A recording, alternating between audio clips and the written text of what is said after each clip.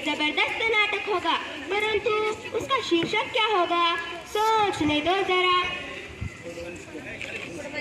देसी कानून? नहीं।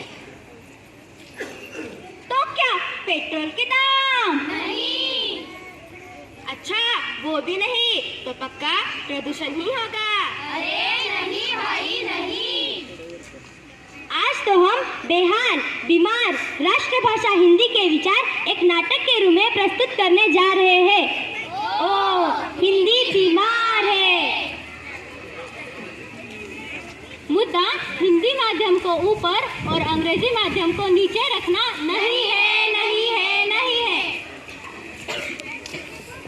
मुद्दा किसी भाषा को नीचे रखना नहीं है, परंतु लोगों में यह संदेश पहुंचाना है कि हिंदी हमारी राष्ट्रभाषा है और हमें उसका आदर करना चाहिए। तो चलिए साहिबान, मेहरबान, कदरदान, आप सभी के सामने प्रस्तुत है नुक्कड़ नाटक हिंदी बीमार है। सुनो सुनो भाई सुनो सुनो, क्या हो गया है हाल, क्या हो गया है हाल। सुनो सुनो भाई सुनो सुनो, क्या हो गया है हाल, क्या हो गया है हाल। देखो भाई देखो, कौन है ये? इसका हो गया बुरा हाल। क्या हो गया है हाल? किसका हाल? कैसा हाल? कोई बताएगा भी हमारे इस भारत देश में इतना बुरा हाल किसका और क्यों हुआ है? अरे हिंदी का, हिंदी हो गई बीमार, हिंदी हो गई बीमार। हिंदी बीमार, यह सोचकर तो मैं हैरान हूँ, क्या ये सच है? हाँ भाई हाँ। अरे भाई हिंदी कैसे हो गई बीमार? हिंदी कैसे हो गई बीमार? हिंदी की ऐसी दुर्दशा क्यों भाई क्यों? आखिर हिंदी बीमार क्यों हो गई? आखिर क्यों? आखिर क्यों? मैं हो गई बीमार, मैं हो गई बीमार। अरे भाई मुझे कोई तो बताओ, हिंदी बीमार क्यों हो गई? कोई बताएगा भी जरा, हमारे भारत देश में राष्ट्रभाषा का ऐसा हाल क्यों हो गया है? कौन है इसके लिए जिम्मेदार? आखिर कौन? आखिर कौन? अपने ही देश में पराई हो गई, न जाने हिंदी भाषा कहाँ खो गई।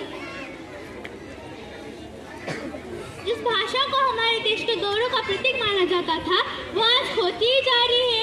आखिर क्यों? आखिर क्यों? आखिर क्यों? सुनो सुनो भाई सुनो सुनो, मेरी व्यथा सुनो।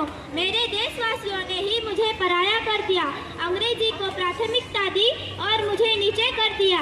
अरे कैसे? तुम तो हमारी राष्ट्रभाषा हो।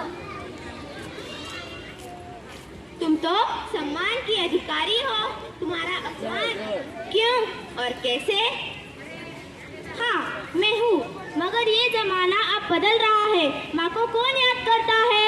अब समय बदल रहा है। मेरा अस्तित्व अब खतरे में है। और बच्चों को ही देख लो, इन्हें तो 78, 79 का मतलब ही नहीं पता। और तो और जब हिंदी पढ़ने बैठते हैं तो पूछते हैं कि वो क्या है। उन्हें बताना पड़ता है कि 78 का मतलब 78 और 79 का मतलब 79। और तो और इनके माता पिता घर में और बाहर इनको अंग्रेजी बोलने पर जोर डालते हैं। वो सिर्फ यह चाहते हैं कि उनका बच्चा सफल हो सके, किंतु वह यह नहीं जानते कि उनका बच्चा सिर्फ तब सफल नहीं होगा जब वह अंग्रेजी सीखेगा। वह तब भी सफल बन सकता है जब वह हिंदी भाषा सीखेगा। अरे नमस्कार, राम राम, राधे श्याम की जगह लेते जा रहे हाय हेलो व्हाट्सएप ब्रो। हाय को किसी समय दुख का प्रतीक माना जाता था। जब लोग दुखी होते थे तब हाय हाय करते थे, किंतु आज को लोग सुबह उठते ही व्हाट्सएप, फेसबुक, इंस्टाग्राम पर हाय से शुरुआत करते हैं। नमस्कार, धन्यवाद, आभार जैसे शब्द थैंक यू में सिमट कर रह गए हैं। जहाँ पहले कार्य को जल्द से जल्द पूरा करने को कहा जाता था, आज एज सून एज पॉसिबल कहा और कार्य खत्म। लोग जिंदगी को आसान बनाने के लिए हिंदी भाषा को भूलते ही जा रहे हैं, भूलते ही जा रहे हैं।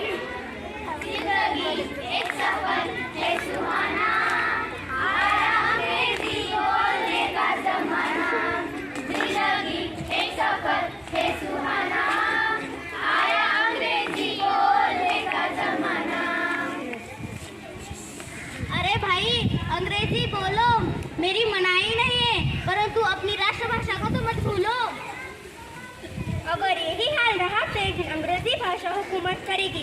आज आज आज हिंदी बीमार है तो कल अपंग हो जाएगी। भारतवासी अपने ही देश में हिंदी को बोलना भूलें तो हिंदी बेहाल हो जाएगी और अपने ही देश में पढ़ाई हो जाएगी।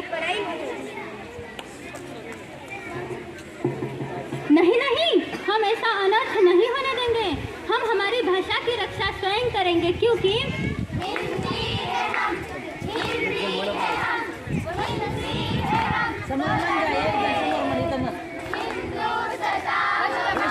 हमारा सारे जहां से अच्छा हिंदुस्तां हमारा, हमारा सारे जहां से अच्छा।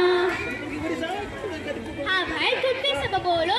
मैं खुद हिंदी भाषा बोलूंगी और हिंदी भाषा का सम्मान करूंगी।